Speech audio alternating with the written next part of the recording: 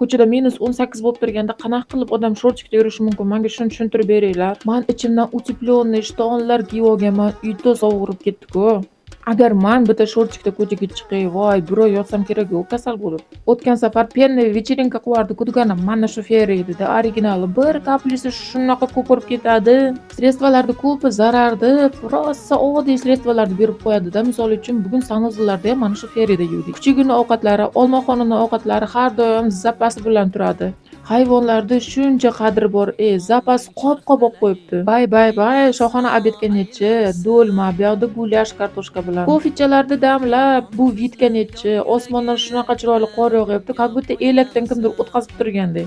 Voy, o'lib qolayman. Xuddi o'zimda mashinamga o'tirganday yaqinlashimdi. Mana shu mashinchani qaranglar, eski zamondagi.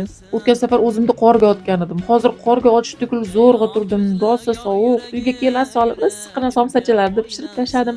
Ayam keldi biz uyimizga mehmonga mazza.